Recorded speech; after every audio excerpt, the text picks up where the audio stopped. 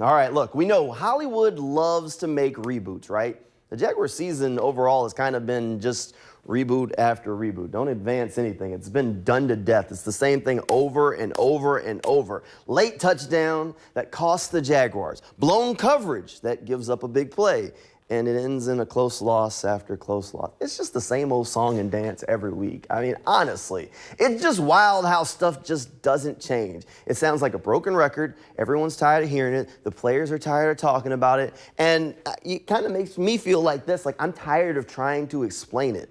Losses at this point in the year just kind of push the Jaguars closer to the changes that they need. They're honestly almost there, just that close.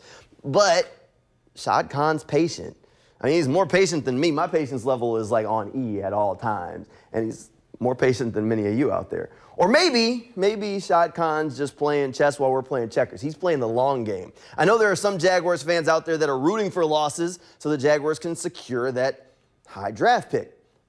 You know, look, nothing's broke if everything's broken, right? What better way to lock in a high draft pick than to just keep everything the same? It hasn't been working, so if it keeps not working, which it's going to, then you end up with that high draft pick that you want. Doug and Trent have shown over the last year that if there's one thing they know how to do, it's how to lose a game. You can't lose the game if you already lost it. The Jaguars are 4-15 since last December.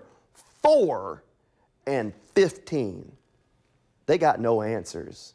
Look, I'm not even going to say fire everybody. Look, you kind of already know where this is going. I've done that.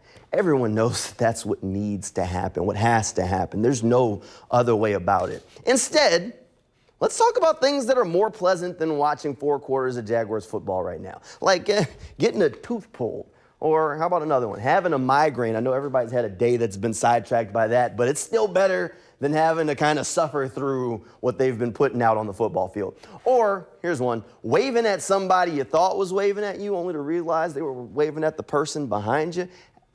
Look, that's enough to make a grown man cry. Honestly, that might be the same level of pain as watching 4 quarters of Jaguars football right now.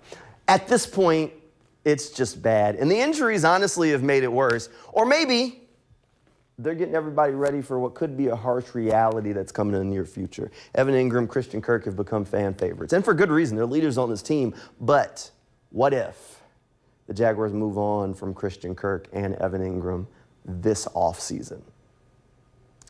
Look, that sounds like a crazy question, but I know I'm crazy. So maybe I'm not that crazy, because it really would open up a ton of salary cap room for the Jaguars to be able to make some of the changes they need. And you know, sometimes change is just hard. Everyone's been asking for change. We've talked about it.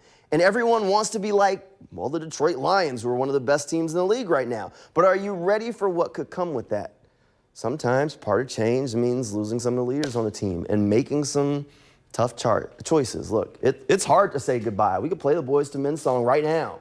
Change is hard sometimes, and sometimes that means you're going to have to cue up that Boys to Men song, say it's hard to say goodbye because sometimes it's just hard to let go. But change means you have to do it.